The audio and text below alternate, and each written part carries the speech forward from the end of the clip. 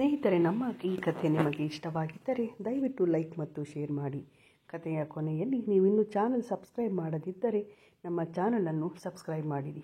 ಅಮ್ಮ ಶಾಲು. ಬೆಳಗ್ಗೆ ಎದ್ದು ಈ ಪದಗಳು ಕೇಳಿಬಿಟ್ರೆ ಮೈಯೆಲ್ಲ ಬೆಂಕಿ ಹತ್ಕೊಂಡು ಅನಿಸುತ್ತೆ. ಇಷ್ಟು ದೊಡ್ಡ ಮಕ್ಕಳಾದರೂ ಅವರ ಪುಸ್ತಕದಿಂದ ಹಿಡಿದು ಸಾಕ್ಸ್ವರೆಗೂ ಹುಡುಕಿ ಕೊಡಲು ನಾನೇ ಬೇಕು. ಸುತ್ತಮುತ್ತ ಕಣ್ಣಾಡಿಸಿದರೆ ಎಲ್ಲ ಅಲ್ಲೇ ಇರುತ್ತೆ. ತೆಗೆದ ವಸ್ತುನ ವಾಪಸ್ಸಿಟ್ಟರೆ ಅದು ಅಲ್ಲೇ ಸಿಗುತ್ತೆ. ಯಾರೂ ಮಾಡೋದಿಲ್ಲ. ಎಲ್ಲದಕ್ಕೂ ನಾನು ಇದ್ದೀನಲ್ಲ. ಅದಕ್ಕೆ ನನ್ನ ಗಂಡ ಕೂಡ ಹೊರತಲ್ಲ. ಅವರ ಆಫೀಸ್ ಲ್ಯಾಪ್ಟಾಪ್ ಚಾರ್ಜರನ್ನು ಸಹಿತ ನಾನೇ ಎತ್ತಿಟ್ಟು ಕೊಡಬೇಕು. ವರ್ಕ್ ಫ್ರಮ್ ಹೋಮ್ ಇದ್ದರೆ ಲ್ಯಾಪ್ಟಾಪ್ನ ಬಗ್ಲಲ್ಲಿ ಇಟ್ಕೊಂಡು ಕೂತ್ಕೊತಾರೆ. ಪ್ರೆಗ್ನೆಂಟ್ ವುಮನ್ ತರಹ ಒಂದು ಚೂರು ಅಲ್ಲಾಡೋದಿಲ್ಲ. ಚಾರ್ಜರ್ ಪಾಯಿಂಟ್ಗೆ ಹಾಕು, ಕಾಫಿ ತಗೊಂಡು ಬಾ, ಕಾಫಿ ತಣ್ಣಗಾಗಿದೆ, ಬೇರೆ ಕೊಡು, ಜ್ಯೂಸ್ ಮಾಡಿ ಕೊಡು, ಈ ತಿಂಡಿ ಮಾಡು, ಆ ತಿಂಡಿ ಮಾಡು, ಇದಕ್ಕೆ ಉಪ್ಪು ಜಾಸ್ತಿ ಆಗಿದೆ, ಹಾಗೆ ಹೀಗೆ. ನಿಜವಾಗ್ಲೂ ಹುಚ್ಚು ಹಿಡಿದ ಹಾಗನ್ಸುತ್ತೆ. ಗಂಡ ಮಕ್ಕಳನ್ನ ಸಾಲ ನಿಲ್ಲಿಸಿ ಎಲ್ಲರ ಕೆನ್ನೆಗೆ 4 ಬಾರಿಸಬೇಕು ಅಂತ. ಕೇಳಿದವರಿಗೆ ನಗು ಬರುತ್ತೆ, ಆದರೆ ಅನುಭವಿಸುವವರಿಗೆ ಅದರ ಕಷ್ಟ ಗೊತ್ತು. ಮಕ್ಕಳ ಬೆಳವಣಿಗೆಯಲ್ಲಿ ಏನೂ ಸಹಾಯ ಮಾಡದ ಗಂಡ, ನಾನು ದುಡಿತಾ ಇದ್ದೀನಿ, ಎಲ್ಲದಕ್ಕೂ ಹಣ ಕೊಡ್ತೀನಿ ಅಂತ. ಆದರೆ ನನಗೂ ಸ್ವಲ್ಪ ಸಹಾಯ ಬೇಕು. ನನಗೂ ನನ್ನದೇ ಆದ ಸಮಯ ಬೇಕು. ಯಾವುದೇ ದಿನವಿರಲಿ, ಹುಷಾರಿರಲಿ ಇಲ್ಲದೇ ಇರಲಿ, ಎಲ್ಲ ಮುಗಿಸಿ ಹುಸ್ಸಪ್ಪ ಅಂತ ಕೂತ್ರೆ ಮತ್ತೆ ಇನ್ನೇನಾದರೂ ಕೇಳ್ತಾರೆ. ಮನೆಗೆ ಸಾಮಾನು ಆರ್ಡರ್ ಮಾಡುವಾಗ ಯಾವುದು ಬೇಕು ಅಂತ ಕೇಳ್ತಾರೆ. ನಾನು ನೀಲಿ ಅಂದರೆ ಕೆಂಪು ತಗೊಳ್ತಾರೆ. ನಾನು ಕೇಳಿದ್ದನ್ನು ಬಿಟ್ಟು ಇನ್ನೇನೋ ತಗೊಳ್ತಾರೆ. ಎಷ್ಟು ಸಲ ಹೇಳಿದ್ದೀನಿ, ಡಿಸಿಷನ್ ನಿಮ್ಮದಾದ್ಮೇಲೆ ನನ್ನನ್ನು ಯಾಕೆ ಕೇಳ್ತೀರಾ? ಸುಮ್ಮನೆ ಸಮಯ ವ್ಯರ್ಥ, ವಿನಾ ಜಗಳ ಮನಸ್ತಾಪ. ಅವರ ಸಮಜಾಯಿಷಿ ಬೇರೆ. ನಿನಗೆ ಅರ್ಥ ಮಾಡಿಸ್ತೀನಿ ಯಾವುದು ಚೆನ್ನಾಗಿದೆ ಅಂತ. ನಿಜವಾಗ್ಲೂ ನನಗೆ ಸಾಕಾಗಿದೆ.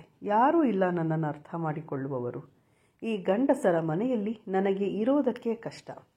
ದೇವರಿಗೆ ಎಷ್ಟು ಹರಕೆ ಕಟ್ಟಿದ್ದೆ, ಒಂದಾದರೂ ಹೆಣ್ಣು ಮಗು ಕೊಡು ಎಂದು.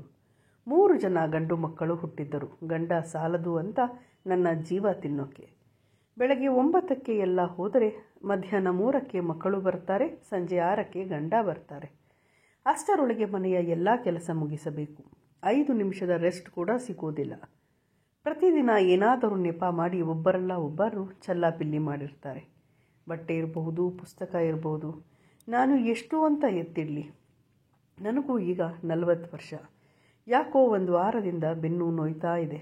ನಮ್ಮ ಮನೆಯವರಿಗೆ ಎಷ್ಟು ಸಲ ಹೇಳಿದೆ ಆಸ್ಪತ್ರೆಗೆ ಹೋಗೋಣ, ರಜಾ ಹಾಕಿ ಅಂತ. ಅವರು ಕಿವಿ ಮೇಲೆ ಹಾಕ್ಕೊಂಡಿಲ್ಲ. PUC ಓದುತ್ತಿರುವ ಮಗನನ್ನೂ ಕೇಳಿದೆ. ಅವನು ಕೂಡ ತಲೆಗೆ ಹಾಕ್ಕೊಳ್ಳಲಿಲ್ಲ. ಆಸ್ಪತ್ರೆಗೆ ನಾನೇ ಹೋದೆ.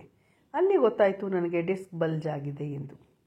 ಇದಕ್ಕೆ ಪರಿಹಾರ ಒಂದು ಆಪರೇಷನ್ ಆಗಬೇಕು, ಹಾಗೆ ಬೆಡ್ ರೆಸ್ಟ್ ತೆಗೆದುಕೊಳ್ಳಬೇಕು. ಮನೆಗೆ ಬಂದು ಯಜಮಾನರಿಗೆ ತಿಳಿಸಿದರೆ ಉಡಾಫೆ ಮಾಡಿದರು. ದುಡ್ಡಿಗೋಸ್ಕರ ಆಸ್ಪತ್ರೆಯವರು ಹೀಗೆಲ್ಲ ಸುಳ್ಳು ಹೇಳುತ್ತಿದ್ದಾರೆ ಎಂದು.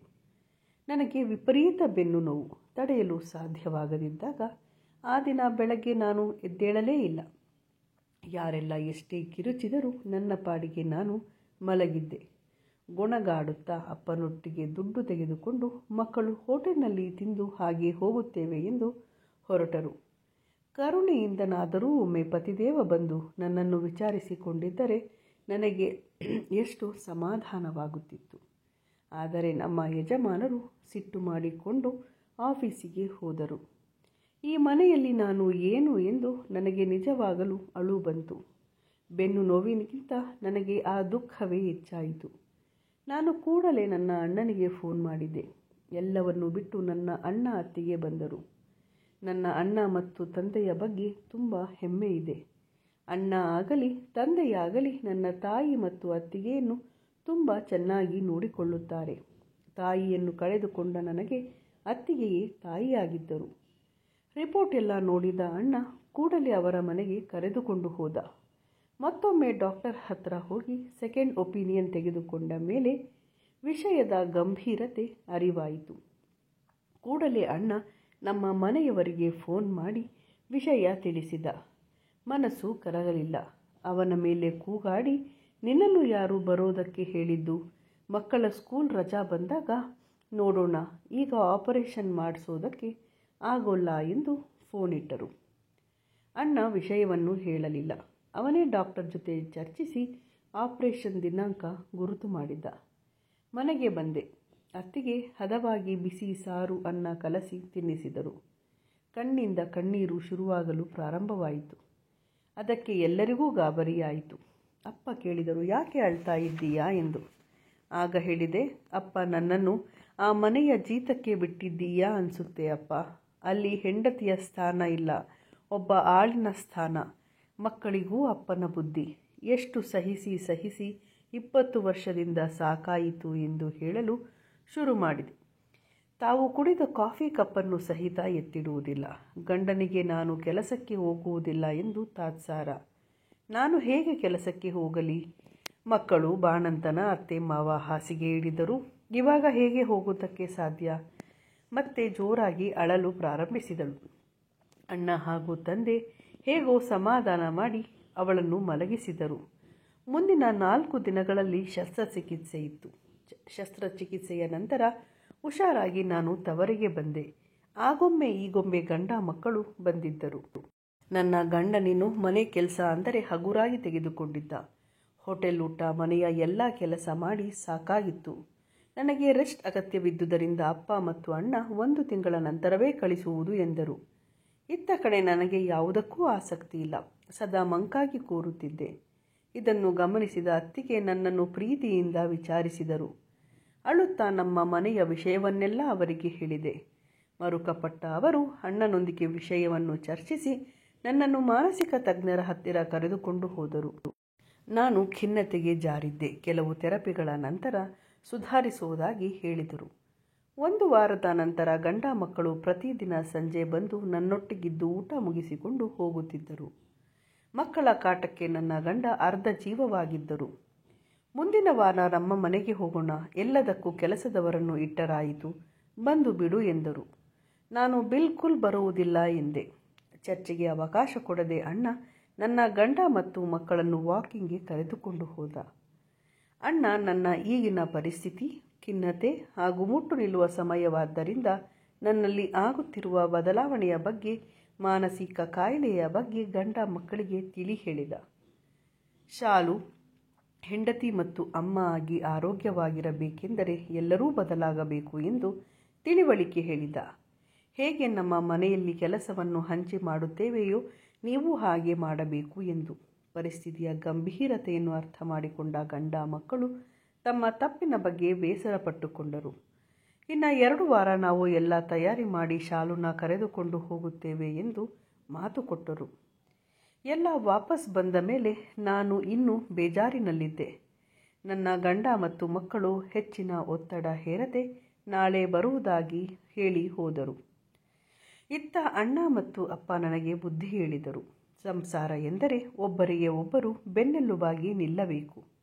ನಿನ್ನ ಅತ್ತಿಗೆ ತಾಯಿಯ ಹಾಗೆ ನೋಡಿಕೊಳ್ಳುವುದರಿಂದ ಮತ್ತು ಅಣ್ಣ ಒಬ್ಬ ತಂದೆಯ ಹಾಗೆ ಸಾಕುವುದರಿಂದ ಇಲ್ಲಿಗೆ ಬಂದೆ. ಇಲ್ಲದಿದ್ದರೆ ಹೋರಾಟ ಮಾಡಿಕೊಂಡು ನೀನು ಅಲ್ಲೇ ಇರ್ತಾ ಇರಲಿಲ್ವಾ? ಹೋಗುವುದಿಲ್ಲ ಎಂದರೆ ಅರ್ಥ ಏನು? ಅವರು ಸೋಂಬೇರಿಗಳಾಗಿ ನಿನಗೆ ಸಹಾಯ ಮಾಡುತ್ತಾ ಇಲ್ಲದಿರುವುದಕ್ಕೆ ನಿನ್ನ ಪಾಲೆಷ್ಟು ಯೋಚನೆ ಮಾಡು ಎಂದು ಹೊರಟು ಹೋದರು. ಅಂದು ರಾತ್ರಿ ನನಗೆ ನಿದ್ದೆ ಬರಲಿಲ್ಲ. ಮದುವೆಯಾದ ಸಮಯದಿಂದ ಯೋಚಿಸಲು ಶುರು ಮಾಡಿದೆ. ಮದುವೆಯಾದ ಹೊಸತರಲ್ಲಿ ಗಂಡನಿಗೆ ಮಲಗಿದ್ದಲ್ಲೇ ಬೆಡ್ ಕಾಫಿ ಕೊಡುವ ರೂಢಿ ಮಾಡಿಸಿದ್ದೆ. ಬೆಳಗಿನ ಹೊತ್ತು ಅವರೊಟ್ಟಿಗೆ ಸಮಯ ಕಳೆಯುವುದು ತುಂಬ ಖುಷಿ ಕೊಡುತ್ತಿತ್ತು. ಈಗ ಅದೇ ರೂಢಿಯಾಗಿ ಬೆಳಗಿನ ಒತ್ತಡದಲ್ಲಿರುವ ನನಗೆ ಮಲಗಿದ್ದಲ್ಲಿ ಕಾಫಿ ಕೇಳಿದ್ರೆ ಮೈ ಪರಚಿಕೊಳ್ಳುವ ಹಾಗೆ ಆಗುತ್ತೆ. ಹೌದು, ನನ್ನ ತಪ್ಪೂ ಇದೆ. ಇನ್ನು ಮಕ್ಕಳ ವಿಷಯ. ನನ್ನಮ್ಮ ನನ್ನ ಮತ್ತು ಅಣ್ಣನಲ್ಲಿ ಭೇದ ಮಾಡದೆ ಎಲ್ಲ ಕೆಲಸ ಕಲಿಸಿದ್ದರು. ಆದರೆ ನಾನು ಮಾತ್ರ ಚಿಕ್ಕವರು ಎಂದು ಅತಿ ಮುದ್ದಿನಿಂದ ಎಲ್ಲ ನಾನೇ ಮಾಡುತ್ತಿದ್ದೆ. ಅದು ನನಗೆ ಖುಷಿ ಕೊಡುತ್ತಿತ್ತು. ಆದರೆ ಅವರು ಸೋಂಬೇರಿಗಳಾದರು. ಅಮ್ಮ ಮಾಡುತ್ತಾಳೆ ಎನ್ನುವ ಆಲಸ್ಯ. ಹೌದು, ನನ್ನದೇ ತಪ್ಪು. ಮನಸ್ಸು ಗಟ್ಟಿ ಮಾಡಿಕೊಂಡು ಅವರ ಭವಿಷ್ಯದ ದೃಷ್ಟಿಯಿಂದ ಶಿಸ್ತು ಕಲಿಸಿದ್ದರೆ ನನ್ನೊಬ್ಬಳಿಗೆ ಹೊರೆಯಾಗುತ್ತಿರುವುದಿಲ್ಲ ಎಂದು. ಅಬ್ಬಾ, ಇವಾಗ ನೆಮ್ಮದಿಯಾಯಿತು ಎಂದು ಮಲಗಿದೆ. ಬೆಳಗ್ಗೆ ಕಾಫಿ ಕೊಡುತ್ತಾ ಅತ್ತಿಗೆ ಹೇಳಿದರು, ಇರುವ 5 ಜನಕ್ಕೆ 5 ತಿಂಡಿ ಮಾಡದೆ ಎಲ್ಲರೂ ಎಲ್ಲವನ್ನೂ ಖುಷಿಯಿಂದ ತಿನ್ನುವಂತೆ ಮಾಡಬೇಕು. ತಂಗಳು ಉಳಿದರೆ ಎಲ್ಲರಿಗೂ ಸ್ವಲ್ಪ ಹಂಚಿದರೆ ನಿನಗೂ ಹೊರೆಯಾಗುವುದಿಲ್ಲ. ಯೋಚಿಸು, ಮಕ್ಕಳು ದೊಡ್ಡವರಾಗಿದ್ದಾರೆ. ಒಂದು ತುತ್ತು ತಂಗಳು ತಿಂದರೆ, ಕೆಲಸದಲ್ಲಿ ನಿನಗೆ ಸಹಾಯ ಮಾಡಿದರೆ ಏನೂ ಆಗುವುದಿಲ್ಲ ಎಂದು.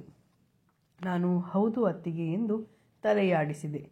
ನನ್ನ ಅಪ್ಪ ಹೇಳಿದರು, ಗಂಡ ಬಂದು ಕರೆದಾಗ ಬಿಗುಮಾನದಿಂದ ಬರಲ್ಲ ಅನ್ನಬೇಡ, ಯೋಚನೆ ಮಾಡು, ನಿರ್ಧಾರ ತೆಗೆದುಕೋ ಎಂದರು. ಸಂಜೆ ನನ್ನ ಗಂಡ ಮಕ್ಕಳು ಬಂದಾಗ ನನ್ನ ಮನೆಯವರು ಒಂದು ಫಂಕ್ಷನ್ಗಾಗಿ ಹೊರಗೆ ಹೋದರು. ಮಕ್ಕಳು ನನ್ನನ್ನು ತಬ್ಬಿ ಸಾರಿ ಕೇಳಿದರು. ಮಾತ್ರವಲ್ಲ, ತಮ್ಮ ತಮ್ಮ ಕೆಲಸ ತಾವೇ ಮಾಡುವುದಾಗಿ ಪ್ರಾಮಿಸ್ ಮಾಡಿದರು. ನಮ್ಮ ಯಜಮಾನರು ಕೈ ಹಿಡಿದು ತಮ್ಮ ತಪ್ಪಿಗೆ ಕ್ಷಮೆಯಾಚಿಸಿದರು. ಇನ್ನು 1 ವಾರ ರೆಸ್ಟ್ ತಗೋ, ಮುಂದಿನ ವಾರ ಬಾ, ಮನೆ ಮನಸ್ಸು ನೀನಿಲ್ಲದೆ ಎರಡೂ ಖಾಲಿ ಎಂದು ಗದ್ಗದಿತವಾದರು. ಅಪ್ಪ ಅಮ್ಮನನ್ನು ಹಾಗೇ ಬಿಟ್ಟು ರೂಮ್ ಚಿಲಕ ಹಾಕಿದ ಮಕ್ಕಳ ನಗು ಹೊರಗಿನಿಂದ ಕೇಳಿಸಿತು. ಹೀಗೆ ನನ್ನ ಜೀವನ ಮತ್ತೆ ಸರಿದಾರಿಗೆ ಬಂದಿತು. ನಾವು ಯಾಕೆ ಒಂದು ಹೆಣ್ಣು ಮಗುವಿಗಾಗಿ ಈ ವರ್ಷ ಪ್ರಯತ್ನಿಸಬಾರದು ಎನ್ನುವ ಗಂಡನ ತುಂಡ ಪ್ರಶ್ನೆಗೆ ಅವರ ಎದೆಗೆ ಮುಖ ಹುದುಗಿಸಿ ನಕ್ಕೆ. ಸಂಸಾರದಲ್ಲಿ ಏರಿಳಿತ ಸಹಜ, ಅದನ್ನು ಕೂತು ಚರ್ಚಿಸಿ ಬಗೆಹರಿಸಿಕೊಳ್ಳಬೇಕು. ಶುಭವಾಗಲಿ ಸ್ನೇಹಿತರೆ. ನಮ್ಮ ಈ ಕಥೆ ನಿಮಗೆ ಇಷ್ಟವಾಗಿದ್ದರೆ ದಯವಿಟ್ಟು ಲೈಕ್ ಮತ್ತು ಶೇರ್ ಮಾಡಿ. ಇನ್ನೂ ನಮ್ಮ ಚಾನಲನ್ನು ಸಬ್ಸ್ಕ್ರೈಬ್ ಮಾಡಿಕೊಳ್ಳದಿದ್ದರೆ ದಯಮಾಡಿ ಸಬ್ಸ್ಕ್ರೈಬ್ ಮಾಡಿಕೊಂಡು ನಮಗೆ ಪ್ರೋತ್ಸಾಹಿಸಬೇಕಾಗಿ ಕೇಳಿಕೊಳ್ಳುತ್ತೇವೆ. ಕೃಷ್ಣಾರ್ಪಣ.